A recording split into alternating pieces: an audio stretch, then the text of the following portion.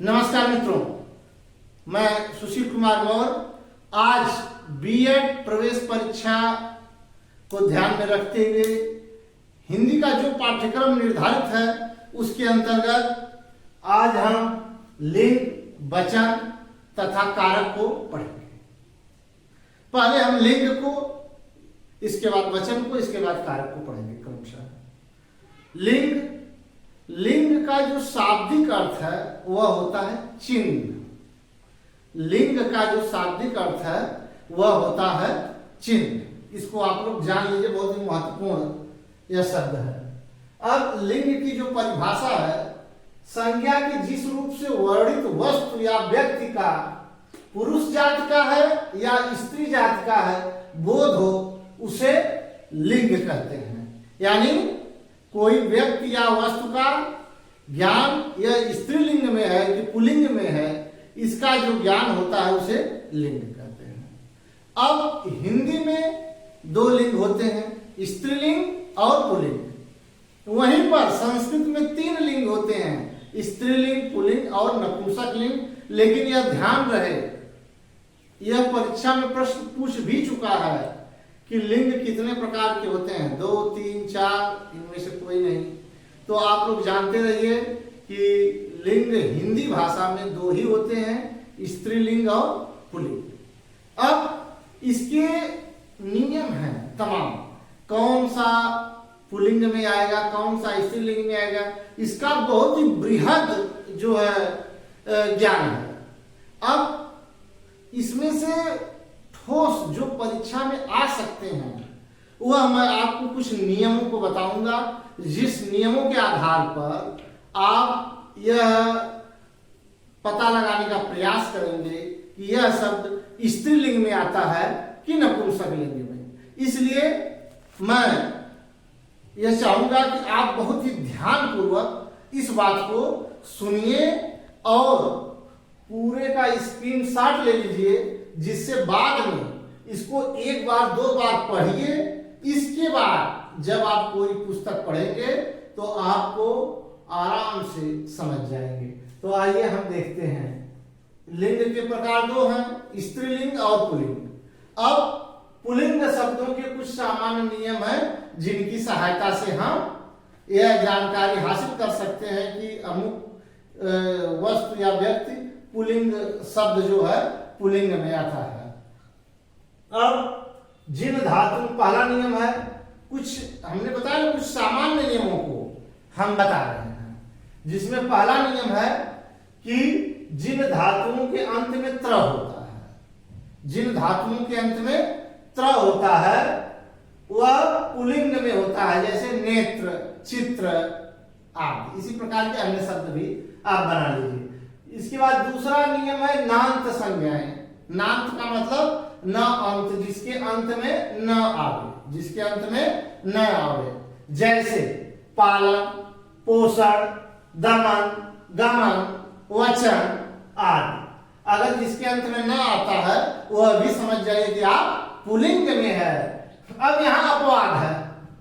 अपवाद का मतलब कुछ विशेष नियम होता है कि यह शब्द पुल्लिंग या स्त्रीलिंग में रहेगा, उसके लिए विशेष नियम है। जैसे पवन, पवन आपके नांत संज्ञान के हिसाब से तो यह आना चाहिए पुल्लिंग में, लेकिन पवन उभय लिंग है।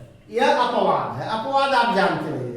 अच्छा, अपवादों को ही ज्यादातर पूछ देता है, इस पर भी आपको गौर करना चाहिए। पवन जो है उभय लिंग है। अब इसके बाद तीसरा नियम है ज प्रत्ययांत संज्ञाएं।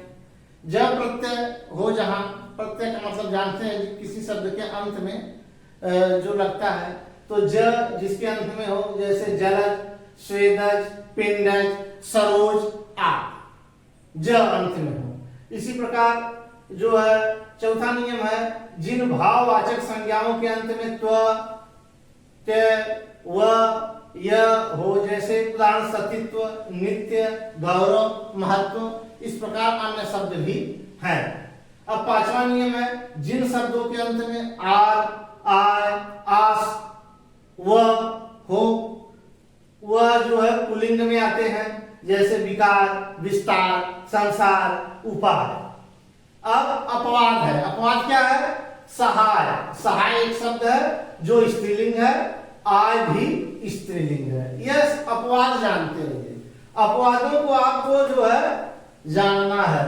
इसके बाद छठवां नियम है अप्रत्ययान्त संज्ञाएं। जिसके अंत में अ हो वह पुल्लिंग होता है। क्या होता है? पुल्लिंग होता है।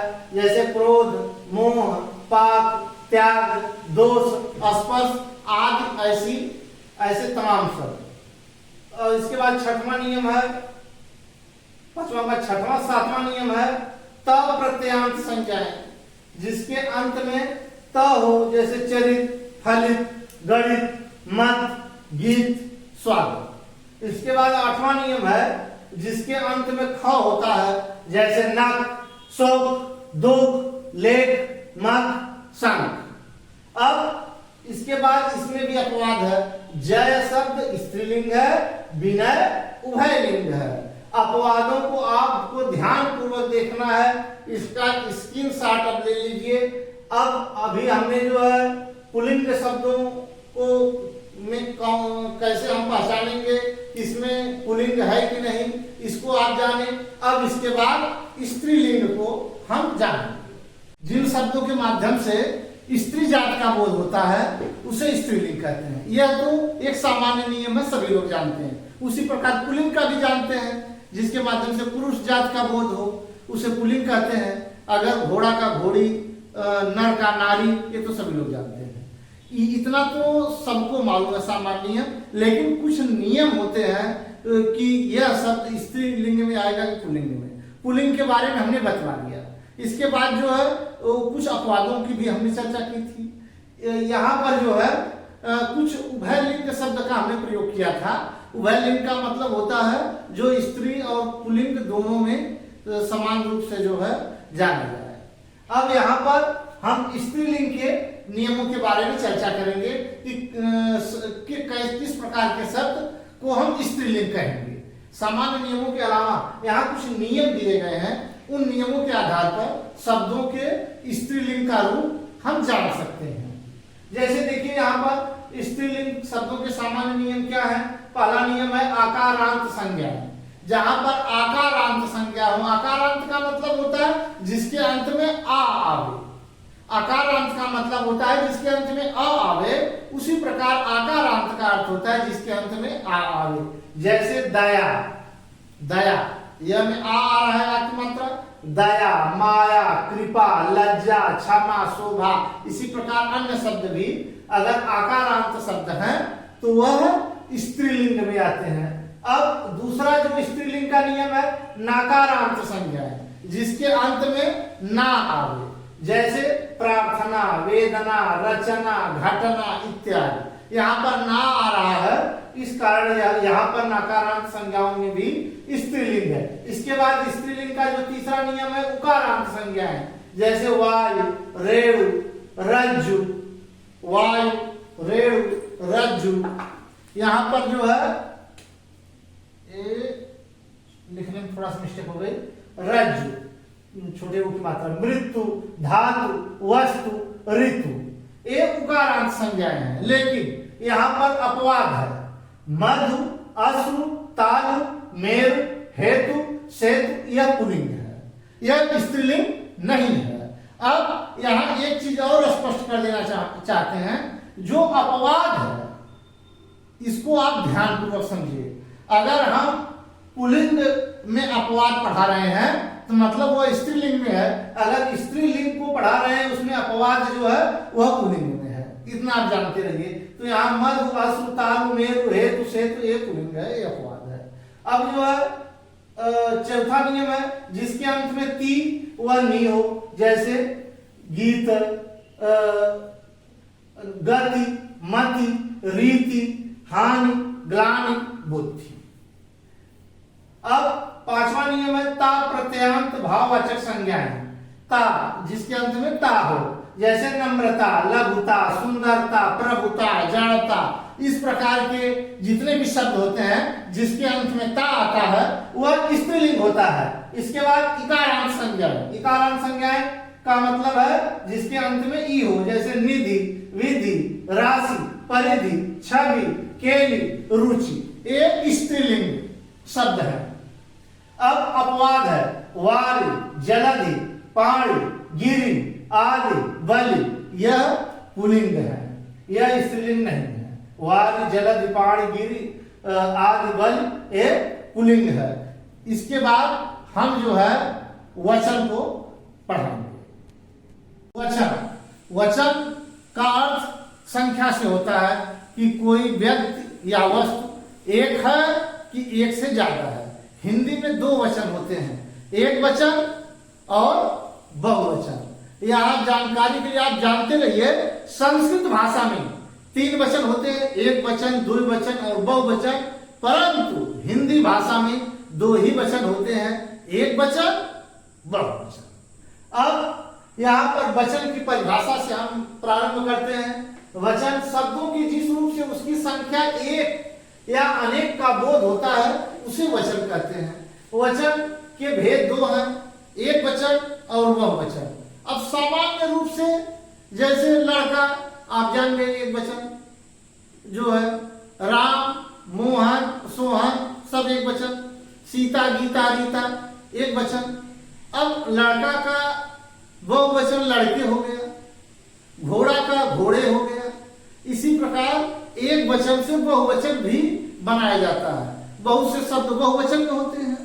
एक सामान्य नियम के तहत जिससे एक संख्या या व्यक्ति का बोध हो उसे एक वचन, जिससे एक से अधिक संख्या या व्यक्ति का बोध हो उसे बहुवचन कहते हैं। यह एक सामान्य नियम है।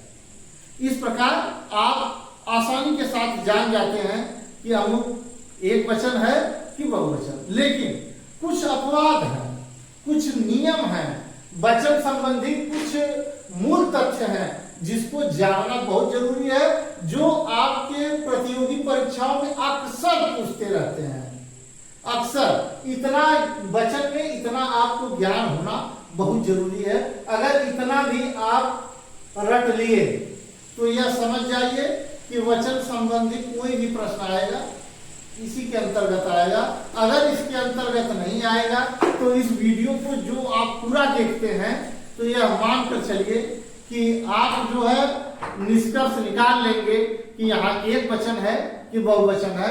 आइए कुछ इसके संबंध में मूल तथ्य को देखते हैं। जैसे प्रत्येक तथा हर एक शब्द का प्रयोग सदा एक वचन में होता है, यह जानिए, यह आपको जानना है। प्रत्येक किसी वाक्य में अगर प्रत्येक या हर एक शब्द आ जाए तो वह एक वचन में प्रयोग होता है। दूसरी बात, प्राण, दर्शन, आंसू, होश, बात, हस्ताक्षर, लोभ, ओठ, दांत, अक्षर आदि कुछ ऐसे शब्द हैं जिनका प्रयोग हिंदी में बहुवचन में होता है।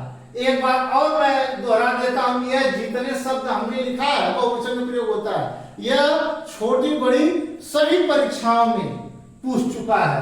प्राण, दर्शन, आंसू, होश, बात, हस्ताक्षर, लोभ, ओठ, दांत, अक्षर आदि शब्दों का प्रयोग हिंदी में बहुवचन में होता है। इसके बाद आदरणीय व्यक्ति के लिए बहुवचन का प्रयोग होता है। जो समाज में आदरणीय व्यक्ति हैं या पूजनीय व्यक्ति हैं उनका प्रयोग सदैव बहुवचन में होता है। जैसे मान लीजिए तुलसीदास श्रेष्ठ कवि थे, अब ये तो नहीं कहेंगे कि तुलसीदास श्रेष्ठ कवि था, तो यह इनका प्रयोग हमेशा जो है बहुवचन में होता है आदरणीय व्यक्ति के लिए।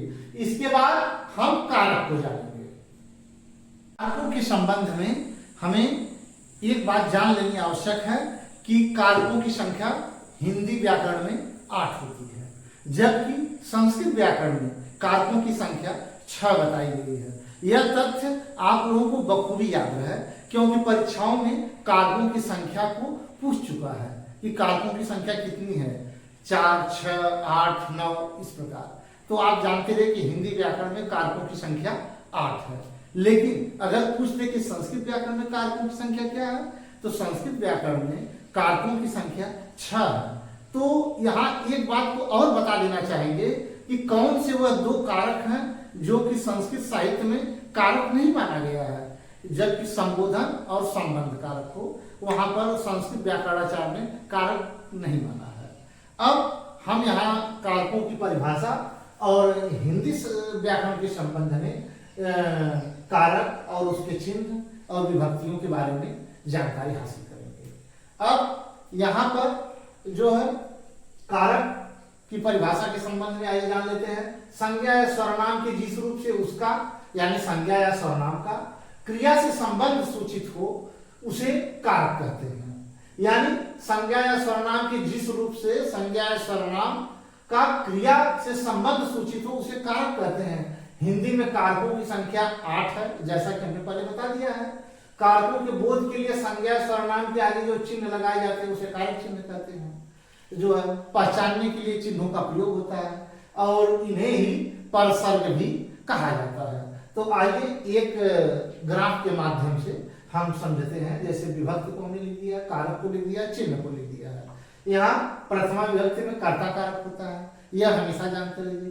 पूछता है प्रथमा विभक्ति में कौन सा कारक होता है, तो आपको देना होगा कर्ता कारक। उसका चिन्ह क्या है? ने है। चिन्ह, कारक, विभक्ति, इसमें से कोई उठाकर दूसरे के बारे में पूछ देगा कि उसमें क्या पाया जाता है। अब जैसे एक उदाहरण भी मैं आपको समझा दूं, तब जो है कारक चिन्हों पर आते हैं। एक उदाहरण के जरिए हम कारक चिन्हों पर आते हैं। जैसे राम ने रावण को बाण से मारा, राम ने रावण को बाण से मारा। अब देखिए वाक्य एक है लेकिन हम तीन चीजों को इसमें स्पष्ट कर देंगे। राम ने कर्ता कारक है और द्वितीय कर्म है रावण को, यहां कर्म है रावण को, बाण से करण कारक है से, मारा क्रिया, राम ने रावण को बाण से मारा। यहां आपने तीन चीज समझ ली। यहां देखिए कर्ता, प्रथमा विभक्ति कर्ता कारक चिन्ह ने है।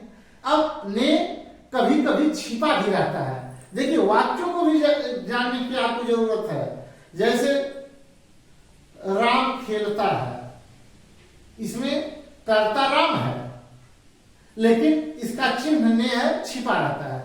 कभी कभी ने छिपा रहता है, कभी कभी ने प्रदर्शित होता रहता है, अर्थात आपको दिखाई देता है। जैसे उस उदाहरण में हमने बताया राम ने रावण को बाण से मारा, उसमें ने है लेकिन राम खेलता है, मोहन खेलता है, गीता गाती है, सीता खेलती है, सीता रोती है। ऐसे ही तमाम वाक्य है जिसमें जो है ने चिन्ह उसका छिपा रहता है। तो इसको जानते रहे। प्रथमा विभक्ति कर्ता कारक चिन्ह ने, द्वितीय विभक्ति में कर्म होता है जिसका चिन्ह को है, अभी हमने बता दिया राम ने रावण को। तृतीय विभक्ति करण है जिसका चिन्ह से या के द्वारा होता है। बाण से, राम ने रावण को बाण से मारा जो क्रिया है। इसके बाद चतुर्थी विभक्ति संप्रदान, को के लिए, राम के लिए पुस्तक ले जा रहा हूं। ऐसे वाक्य आवे जहां को या के लिए हो वहां पर संप्रदान कारक होता है और जिसका चिन्ह को के लिए होता है और उसमें चतुर्थी विभक्ति होती है। इसको किसी भी प्रकार घुमा फिराकर आपको पूछ सकता है परीक्षा में कि को के लिए किस कारक का चिन्ह है, तो आपको बताना होगा संप्रदान कारक का चिन्ह है।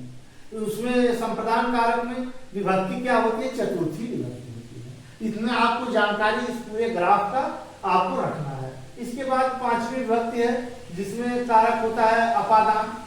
यहाँ पर थोड़ा सा मिस्टेक हो गया है।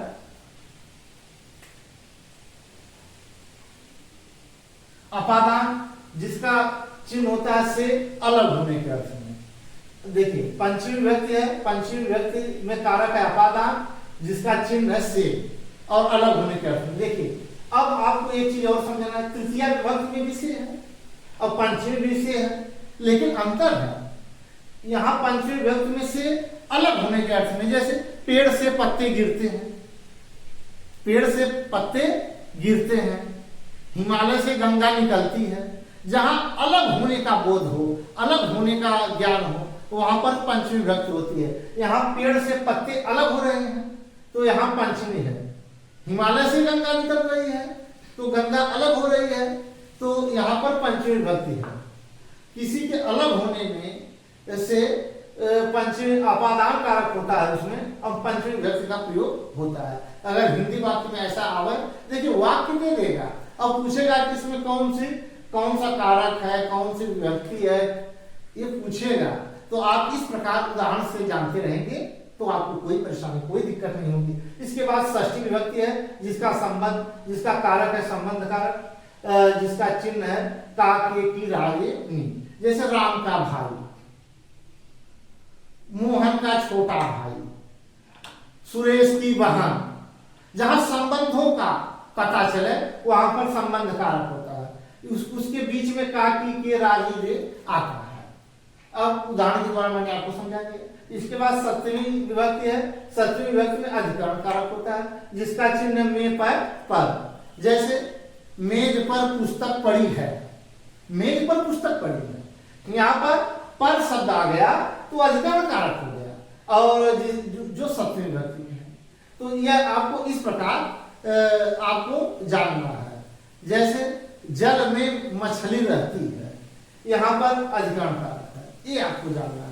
अब यहाँ संबोधन अंतिम है, 8वीं विभक्ति संबोधन, जिसका कारक भी है संबोधन, जो हे वो आए हो, यानी किसी को बुलाने, पुकारने में संबोधन का प्रयोग होता है। संबोधन का अर्थ ही होता है किसी को बुलाना, पुकारना। तो हिंदी में कारकों, मुख्य रूप से हिंदी में 8 कारकों के बारे में आप जानें, और जो है इस पूरी वीडियो में आपने लिंग, वचन और कारक को जाना। आपको यह वीडियो कैसी लगी? अगर यह वीडियो आपको अच्छा लगता है तो आप वीडियो को लाइक करिएगा, शेयर करिएगा। अगर चैनल पर हमारे नए हैं तो चैनल को अवश्य सब्सक्राइब करिएगा, औरों को भी बताइएगा। आते हैं इसी प्रकार अगले अन्य वीडियो में। नमस्कार, धन्यवाद।